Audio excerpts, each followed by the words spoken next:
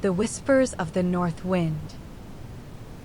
The air in the northern village of Skogar was rarely still. Even on the calmest nights, a faint, almost imperceptible current seemed to stir the fir needles on the ancient trees, to rustle the dried grasses on the rooftops of the longhouses, and to carry the distant, rhythmic sigh of the fjord. For most, it was merely the breath of the land. For Asta, an apprentice seeress barely past her 16th winter, it was a language. She sat on the cold, smooth stone of the village's highest point, a weathered outcrop overlooking the cluster of turf-roofed homes that huddled against the encroaching forest. Below, the last flickers of hearth fires winked out, one by one, as the villagers settled into their deep, dream-filled sleep. The only sounds now were the distant hoot of an owl, the gentle murmur of the nearby river, and the ceaseless, soft hum of the wind. Asta closed her eyes, letting the chill air kiss her cheeks, her hands resting lightly on her knees. She didn't just feel the wind, she felt through it. It was a vast, invisible tapestry, woven with threads of time and memory. Her grandmother, old Solveig, the village's revered seeress, had taught her this. The wind, Solveig had often rasped, her voice like dry leaves, carries more than scent and frost, child. It carries echoes. Echoes of footsteps long gone, of words long forgotten, of hearts that beat before ours. Tonight, the echoes felt particularly strong, a low, resonant thrumming beneath the usual currents. It wasn't a voice she heard with her ears, but a sensation that resonated deep within her bones, a subtle vibration that hinted at stories waiting to be unfurled. She pictured it as a shimmering, translucent veil, constantly shifting, revealing glimpses of what lay beyond the veil of the present. Above her, the first tendrils of the aurora began to unfurl. Pale green at first, like the shy shoots of spring, they stretched across the inky canvas of the sky.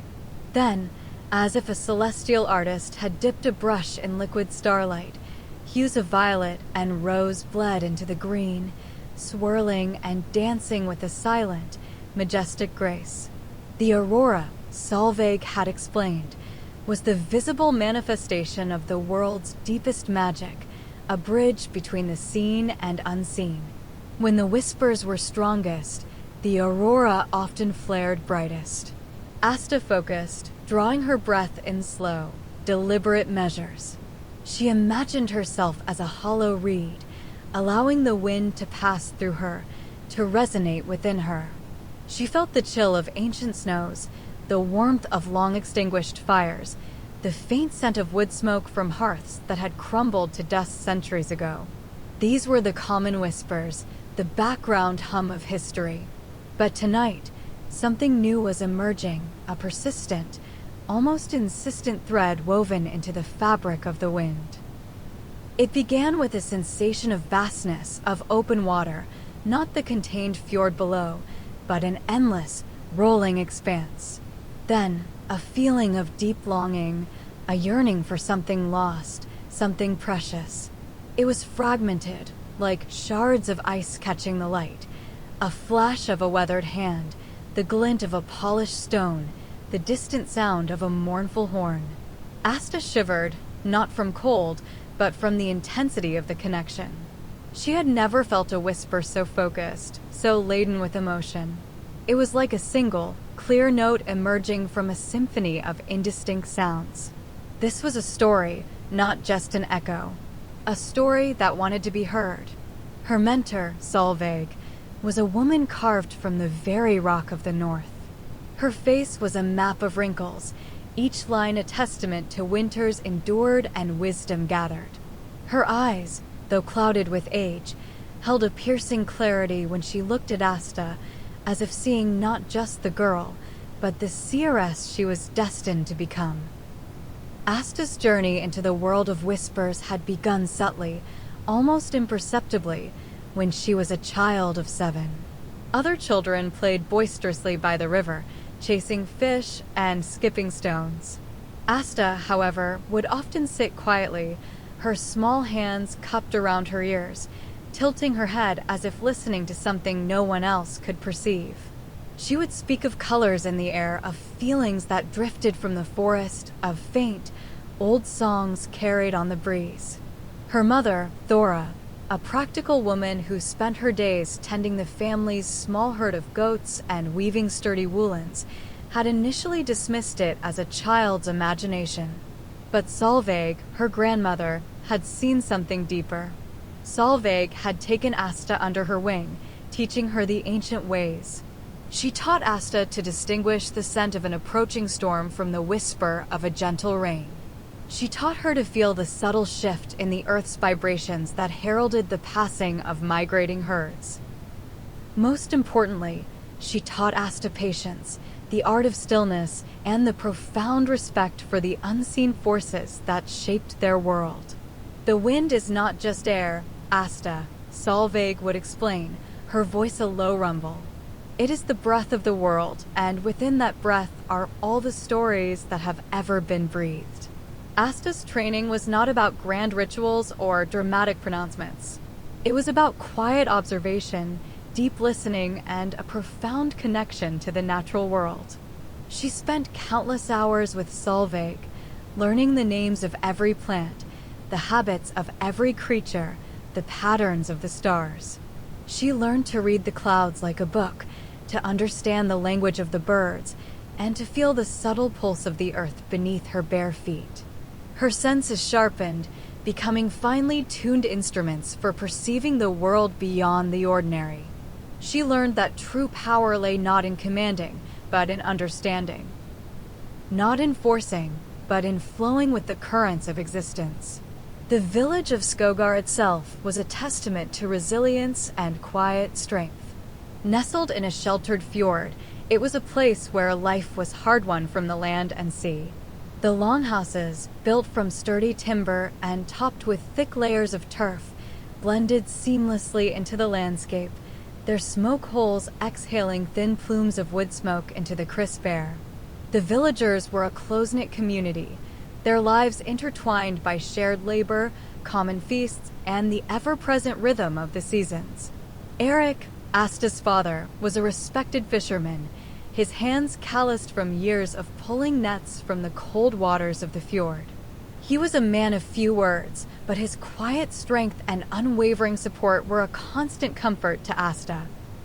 Her mother, Thora, though initially skeptical of Asta's when listening, had come to accept and even cherish her daughter's unique gift, seeing the profound peace it brought to Asta and, at times, to the village. The whispers Asta heard were layered.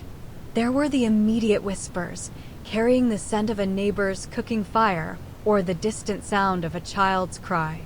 Then there were the whispers of recent memory, like the faint echo of a joyous wedding feast from last summer, or the somber murmur of a funeral procession from a few seasons past.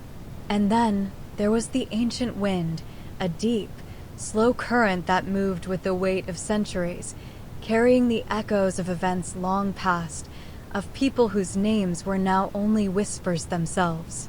It was this ancient wind that Asta sought to understand, for within it lay the deepest truths and the most profound stories.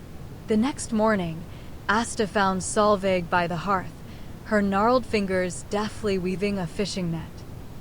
The longhouse was still quiet, the air thick with the scent of wood smoke and last night's stew. Sunlight, thin and pale, filtered through the smoke hole, illuminating dust motes dancing in the air. "The wind spoke to you last night, little reed?" Solveig asked, her voice soft, without looking up. It wasn't a question, but an observation. Solveig always knew. Asta nodded, settling onto a low stool near her grandmother. It was different, grandmother. Not just echoes. A feeling of great distance of loss. And a horn. A mournful sound. Solveig's hands paused their weaving for a moment, then resumed. "The wind carries all things, child. Joy and sorrow, birth and death. The sea remembers, and the wind carries its memories inland." But this felt specific, Asta insisted, her brow furrowed. A yearning. for something precious lost to the waters. She tried to articulate the elusive sensation, the way the wind had felt like a vast, empty space where something should have been. It was a deep, aching emptiness, like a song that has lost its melody or a hearth that has lost its fire. It wasn't a physical emptiness, but a spiritual one, a profound sense of something vital missing. Solveig finally looked at her ancient eyes meeting Asta's. The sea takes much, Asta. Ships, lives, treasures. What do you feel this something precious to be? Asta closed her eyes, trying to recapture the whisper. It wasn't gold or jewels. It felt older, more significant. A symbol, perhaps, or a connection. She thought of the weathered hand, the polished stone. A stone, grandmother. A smooth, dark stone. And the hand, it was a strong hand, but worn like a chieftain's. And the horn, it was a war horn, but its sound was not of battle, but of profound sorrow, a lament for something irreplaceable. Solveig's gaze drifted to the flickering flames of the hearth, a thoughtful silence settling between them. The crackle of the fire filled the space, a comforting counterpoint to the weight of Solveig's thoughts. She seemed to be sifting through centuries of memory, searching for the thread that connected Asta's whisper to the ancient lore. There are tales, she began, her voice lower now, almost a whisper itself, of the Sunstone of Aldr, a relic from the time before the Great Migration, when our people first came to these lands from the east. It was said to be a stone that held the warmth of the sun, even in the deepest winter, and guided our ancestors through the darkest storms. It was not merely a physical light, but a symbol of hope, resilience, and the enduring spirit of our people. Its warmth was said to banish fear and bring clarity of thought. Our ancestors believed it was a gift from the very sun itself, a piece of its eternal fire brought to earth to guide them through the long, dark winters and the uncertainties of their perilous journeys. Asta's eyes widened. She had heard snippets of these old myths, bedtime stories told by her mother, tales of faraway lands and mythical artifacts, but never with such gravity. The Sunstone? But that's just a legend, isn't it? A story told to children to keep them warm on cold nights. Solveig gave a faint, knowing smile, a hint of ancient amusement in her eyes. Legends, Asta, are often the echoes of truth, softened by time and embellished by the telling. The tale says the Sunstone was lost during a great storm, a tempest so fierce it tore ships apart and reshaped coastlines. It was carried by the sea into the depths, never to be seen again. A chieftain named Rolf, a wise and beloved leader, was said to be its last keeper. He carried it with him on his longship, the Sea Serpent, during the final leg of the Great Migration, when our people sought these very fjords for their new home. The storm struck just as they neared the coast, a cruel twist of fate after such a long and arduous journey. Rolf, it is said, held the stone aloft, trying to guide his fleet, but the waves were too great, the wind too fierce. The Sea Serpent was lost, and with it, the Sunstone and many brave souls. Rolf. The name resonated with the whisper. Asta felt a jolt of recognition, a faint spark of understanding. This was the story the wind was trying to tell her. A lost relic, a grieving chieftain, a storm-tossed sea. The mournful horn she had heard must have been Rolf's lament, a sound of profound loss echoing through the centuries. The weathered hand was his, clinging to the precious stone. Over the next few days, Asta dedicated herself to listening with a new intensity. She spent hours on the stone outcrop, by the roaring sea, and even by the quiet river, trying to coax more details from the wind's elusive language. Solveig, observing her, offered gentle guidance.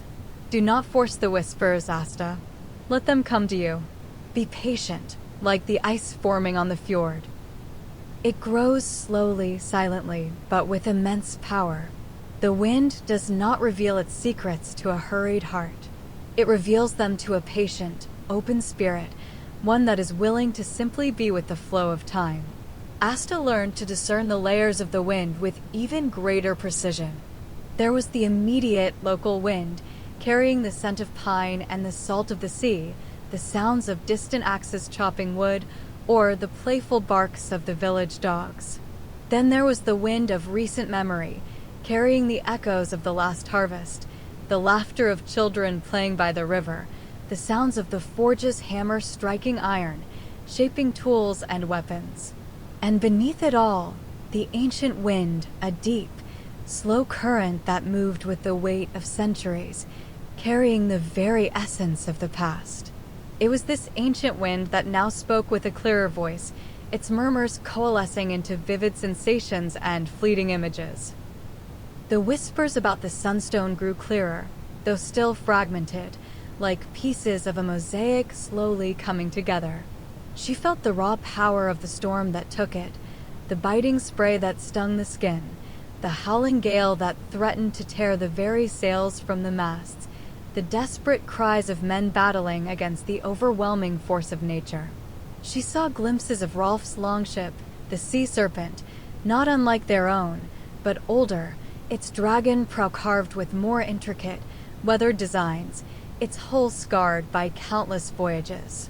She felt Rolf's anguish, a deep, profound sorrow that seemed to permeate the very air around her, a grief so immense it had etched itself into the fabric of time. He wasn't just sad about a lost object. He was heartbroken over a lost symbol, a piece of his people's soul, a beacon of their hope and identity. The Sunstone was not just a stone, it was the embodiment of their journey, their resilience, and their connection to the sun god. Its loss was a wound that had never truly healed in the collective memory of the land. Asta began to experience these whispers not just as sensations, but as fleeting, vivid visions, like dreams played out before her waking eyes. She saw Rolf, his face etched with despair, holding the glowing sunstone high above his head as the waves crashed over the deck of his ship. She saw the stone slip from his grasp, a slow, agonizing descent into the churning darkness. She felt the cold embrace of the deep water, and then a lingering warmth, a faint, persistent glow, even in the crushing depths. The sunstone, though lost, was not extinguished. Its ancient fire still pulsed, a silent heartbeat beneath the waves. One evening, as the aurora blazed with an almost blinding intensity, painting the sky in vibrant strokes of emerald and sapphire, Asta felt a particularly strong pull. She was by the shore, the waves crashing rhythmically against the rocks, there sounded a deep bass note to the wind's melody. The aurora pulsed, and with each pulse, a clearer image formed in her mind, a specific cove, not far from Skogar, but one rarely visited. It was a treacherous stretch of coastline, known for its sharp rocks and unpredictable currents, a place the fishermen called Serpent's Teeth because of the jagged, dark rocks that protruded from the water like fangs, ready to tear open any hole that dared to venture too close. She saw Rolf, old and weary, his hair now streaked with white, standing on a cliff overlooking that very cove, his silhouette stark against a stormy sky. He wasn't looking for the stone. He was mourning it, a ritual of grief performed countless times over the years.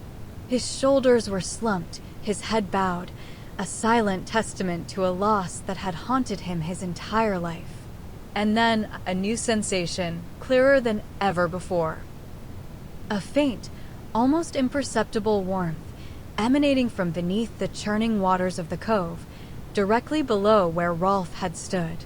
It was the sunstone, still radiating its ancient heat, its gentle light a silent promise, even lost in the cold depths. It was a warmth that spoke not of fire, but of life, of enduring spirit.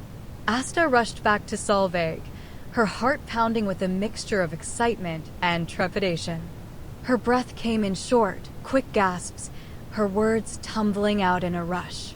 "Grandmother, the wind showed me the cove. The one with the jagged rocks, Serpent's Teeth. Rolf was there, and the sunstone. It's still warm, beneath the waves." I felt it, a gentle pulse, like a sleeping heart. Solveig listened patiently, her expression unreadable, her ancient eyes fixed on Asta's eager face. When Asta finished, the elder seeress took a deep breath, a slow, deliberate intake of air that seemed to draw in the very essence of the longhouse. A profound silence settled between them, broken only by the soft crackle of the hearth fire. "The Sunstone of Ald," she murmured, her voice filled with a reverence that made the hair on Asta's arms stand on end, was said to be a guide. Not just a light, but a compass for the heart, a beacon for the spirit. If it truly lies there, if its warmth still pulses, it has chosen to reveal itself now, through you, Asta. The land has called it back. But why now? Asta asked, confused, her brow furrowed with a mixture of wonder and disbelief. Why after so many centuries? Why did it not reveal itself to Rolf, who mourned it so deeply?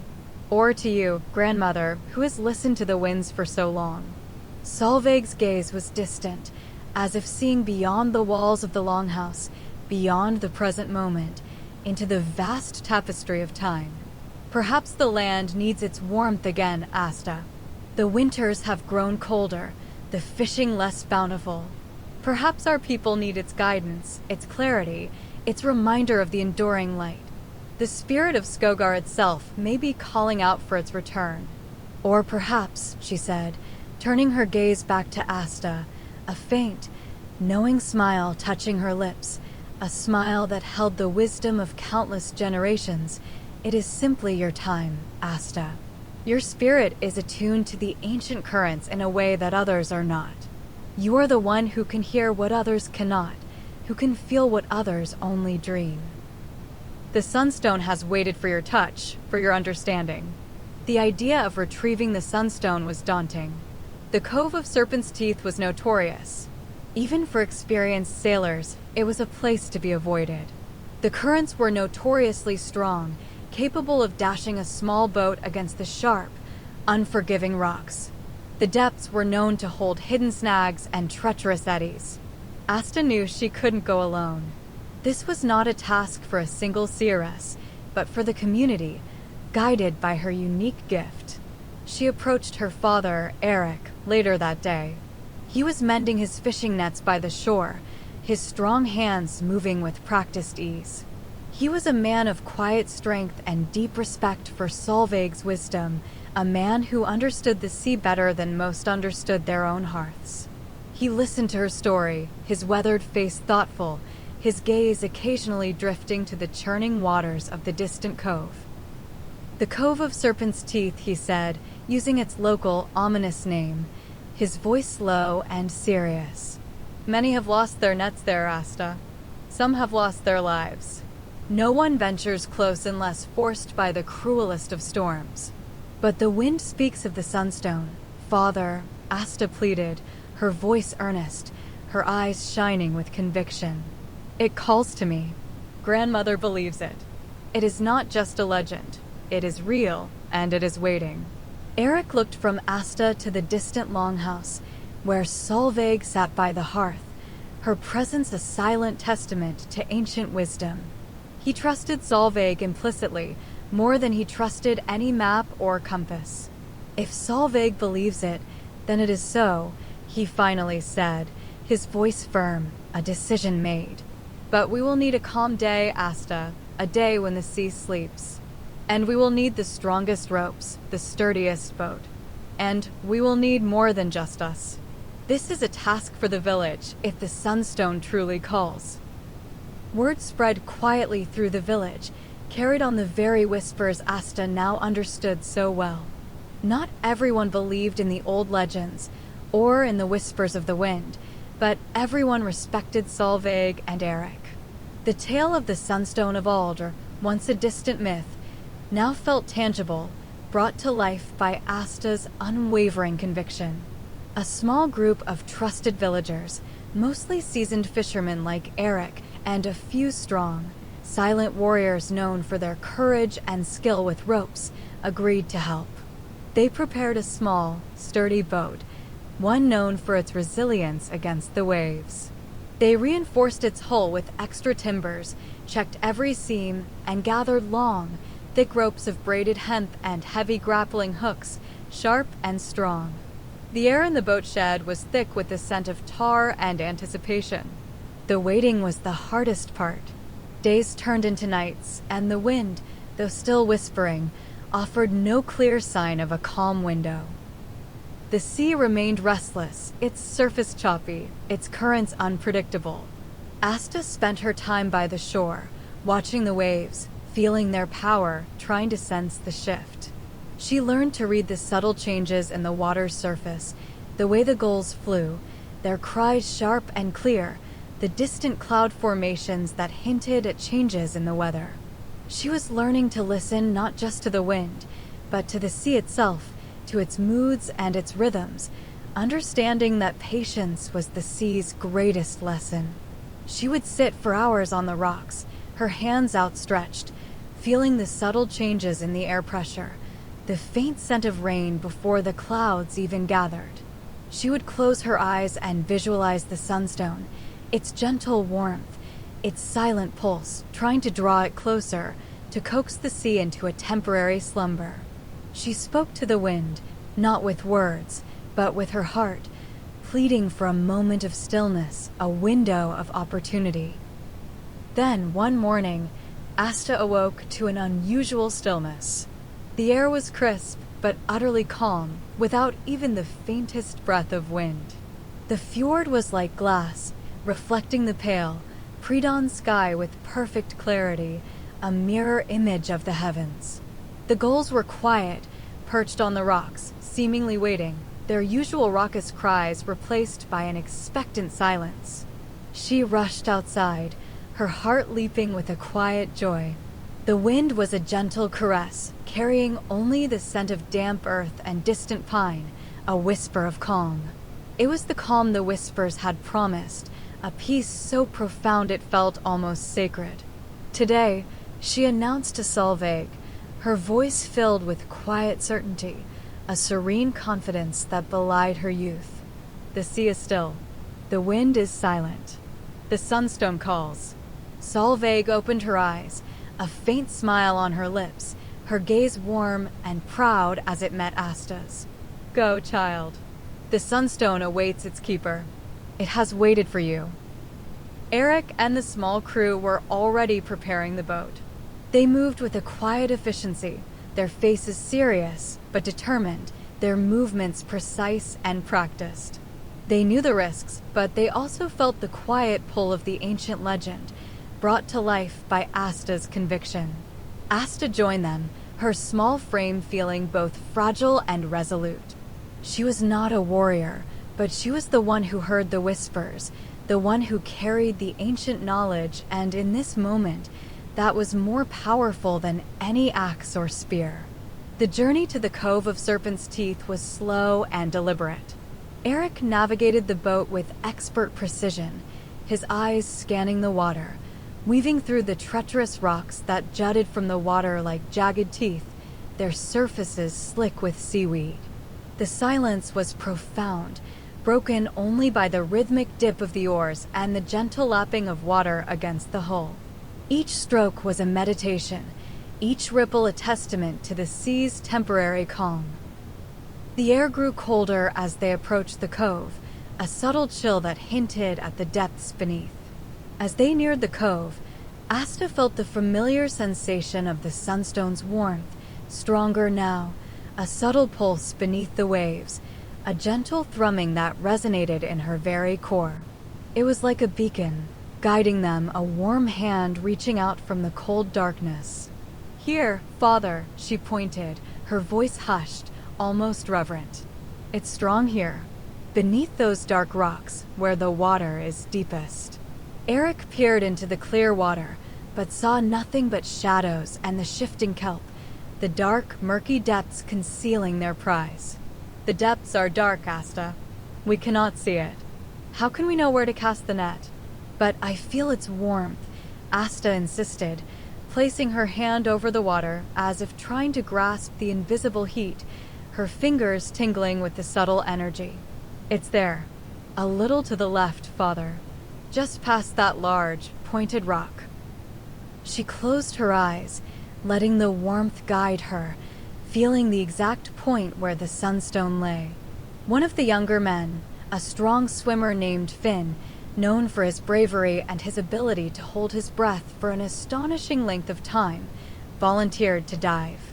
He tied a rope securely around his waist, took a deep, fortifying breath, and plunged into the icy water, a silent ripple spreading across the calm surface.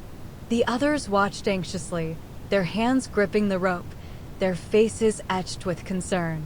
Seconds stretched into an eternity, each one a silent prayer.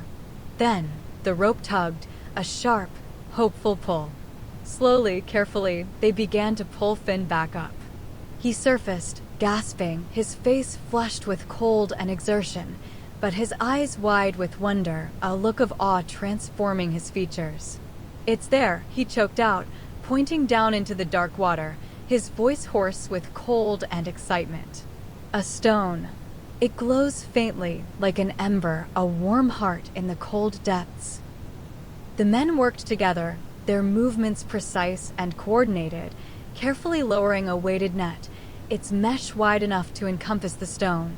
Guided by Asta's unwavering sense of the stone's warmth, her quiet instructions, they maneuvered the net until Asta felt a definite shift in the current, a subtle resistance, a sense of something settling within the net.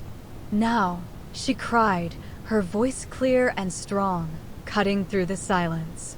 "Pull. It's there." With a collective heave, their muscles straining, they began to raise the net. Slowly, agonizingly, a dark, smooth stone emerged from the depths, dripping with icy water. It was roughly the size of a man's head, obsidian black, its surface polished smooth by centuries of ocean currents, yet pulsing with a faint, internal warmth, a soft, golden light visible only when it was out of the direct sunlight. It was not a blinding glow, but a deep, comforting luminescence, like the heart of a dying fire or the last embers of a setting sun. As the sunstone of Aldr was brought aboard, a profound silence fell over the boat. The men, hardened by the sea, by countless storms and dangers, stared at it with a mixture of awe and reverence. Its presence was palpable, a quiet power that filled the small boat. The air around the stone shimmered faintly, and Asta felt the whispers intensify, not with sorrow now, but with a quiet joy, a sense of completion, a chorus of ancient voices singing a song of homecoming. The lament of Rolf was replaced by a gentle hum of contentment. They returned to Skogar as the sun began its slow descent, painting the sky in hues of orange and purple, a fiery backdrop to their quiet triumph. The news of their success had traveled ahead of them, carried by the wind itself. The villagers, hearing of their success, gathered on the shore, their faces alight with curiosity and wonder, a buzz of excited whispers rippling through the crowd. When Eric carried the sunstone into the longhouse, carefully cradling it in his strong arms, a collective gasp rippled through the crowd, a sound of profound awe. Children, who had only heard of the sunstone in bedtime stories, pointed with wide eyes. Elders, who remembered the ancient myths, nodded slowly, tears glistening in their eyes. Solveig was waiting by the hearth, her ancient face illuminated by the flickering flames. She reached out a trembling hand and touched the stone, her eyes closing, a lifetime of waiting culminating in this single, sacred moment. A deep sigh escaped her lips, a sound of ancient relief, of burdens lifted, of prophecies fulfilled. "It has returned," she whispered, her voice thick with emotion, barely audible above the murmurs of the crowd. "The warmth of Aldr, the guide of our ancestors. It has come home." The sunstone was placed on a central altar in the longhouse, a place of honor and reverence. It cast its soft, golden glow upon the faces of the villagers, transforming the familiar space into a sanctuary of quiet light. Its warmth permeated the space, a gentle, comforting heat that seemed to soothe every heart, to banish the lingering chill of the northern winter, and to quiet the anxieties of daily life. That night, the longhouse was filled with quiet reverence. No boisterous celebrations, no loud boasts of heroism. Just the soft murmur of conversation, the gentle crackle of the hearth, and the steady, comforting pulse of the sunstone, a silent heartbeat in the heart of the village. Families sat closer, their faces bathed in the stone's soft light, a sense of shared peace settling over them. Asta sat beside Solveig, watching the light dance on the faces of her people. She felt the ancient wind now, not as a source of fragmented sorrow or a desperate plea, but as a chorus of satisfied whispers, a collective sigh of relief from generations past. The story of Rolf and his lost sunstone was no longer a tale of tragedy, but of enduring hope and eventual return, a testament to the cyclical nature of time and the power of persistent memory. The wind carried the scent of peace, of contentment, of a community reconnected to its ancient roots. The sunstone became a silent guardian of Skogar. Its warmth was subtle, but constant.